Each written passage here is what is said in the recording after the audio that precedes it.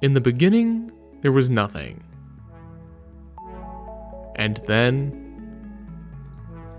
there was Batman.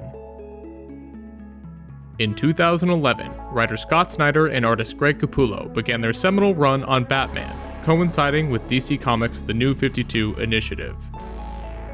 Throughout the run, the pair would probe deep into Gotham's history, examining the relationship between the Dark Knight and the city he fights to protect. But what if Batman were to fail? What if Batman died in the battle for Gotham? This is the question Snyder sought to explore following his epic endgame story arc, which depicts the last climactic struggle between the Caped Crusader and the Joker. With seemingly nowhere to go and at least 10 issues still left in their contract, fans were left wondering, what could come next? It was time for them to shift gears and break new ground completely. However insurmountable the odds seemed, Snyder and Capullo chose to fully embrace the concerns and turn the world upside down. SUPERHEAVY follows former Commissioner James Gordon as he assumes the mantle of Batman in an effort to re-establish control in Gotham while working within the law for Powers International. Following the original Batman's death, the city finds itself terrorized by the horrifying figure known only as Mr. Bloom. He disperses seeds that are then implanted into citizens' bodies, mutilating and transforming them into literal monsters. It is up to Gordon and his team to locate and put an end to Bloom's plans before Gotham is torn apart from the inside out. What follows is a self-reflective neo-noir detective story filled with monsters, gritty action, and exaggerated stakes. Snyder and Capullo do this incredible thing where they completely embrace the backlash that will come with making Jim Gordon Batman. So much so that they make it one of the key plot points in the arc. When they are choosing a candidate to be Batman, it is abundantly clear that there are far better choices for the cowl. But that doesn't mean that they're the right choice. In the story, Gordon was picked for his military background as a Marine and his time spent as Commissioner. But that doesn't automatically make Gordon a good Batman. Gordon's Batman differs from the original in almost every way. He dons a sleek, all-black suit, undergoes surgery for muscle implants, pilots a giant mech, which he refers to as Rookie, and instead of a classic Batmobile, he is transported by a Bat blimp and Bat bus. But perhaps what separates Gordon's Batman from the original the most is how they view the city. In issue number 42, we see Gordon about to descend from the blimp into the city. He comments about how strange it is to view the city from above after spending so many years looking at it from the ground level. Not only is this an inversion of Frank Miller's Batman Year One, where Bruce and Gordon enter Gotham at the same time, but it is also a clear departure from the way Bruce's Batman operated. Bruce preferred to stay grounded so that he could remain aware of the ever-changing city. Gordon traveling above the skyscrapers is a direct result of the corporatization of the mantle of Batman, resulting in a disconnect, albeit lack of trust, between the system and Gotham's citizens. The story is primarily set in a particularly rundown section of the city called the Narrows. Following the devastation left behind by the Joker, the Narrows finds itself in a worse state than ever. Much of the community was left in ruins, with many families torn apart. These fresh wounds allow fertile ground for those who wish to influence the neighborhood's inhabitants, such as the terrifying Mr. Bloom.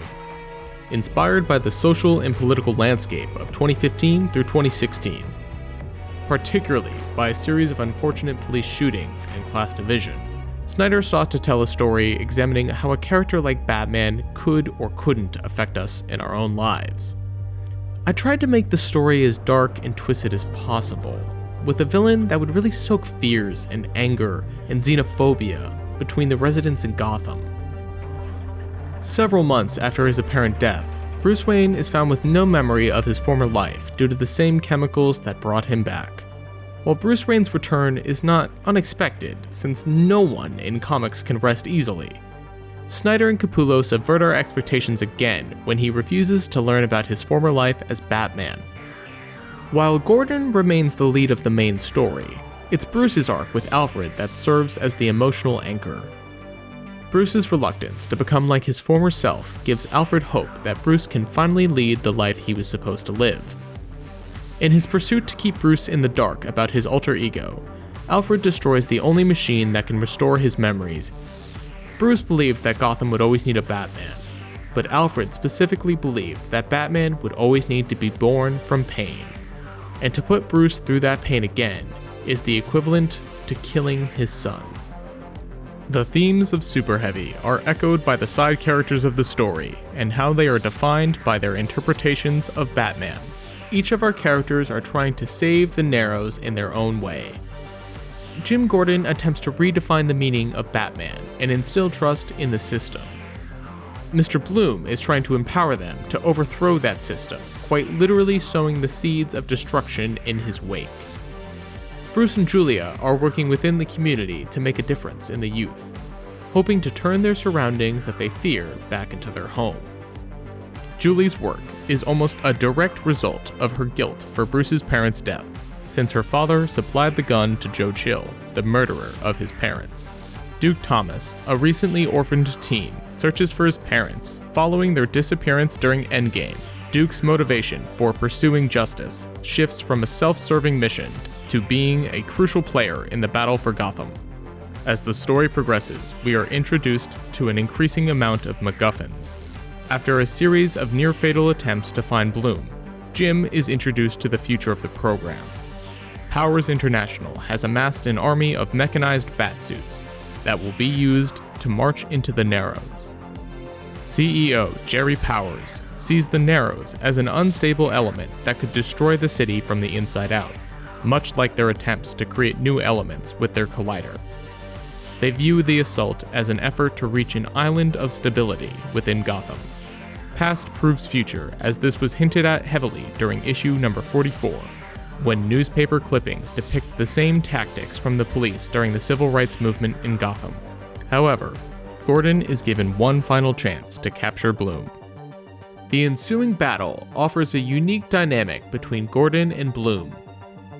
Separate from the bravado, Bloom attempts to share a moment of camaraderie with Jim before he sets his plan in motion. When originating the character, Snyder said, "For Bloom, even though he becomes large and looming, the idea with him is almost everyone is dark enough to become him."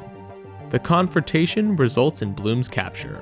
However, the victory is short-lived due to an ambush of Bloom's mutated followers. Bloom parades Jim around Gotham, with the citizens tearing each other apart to get seeds in order to join the revolution.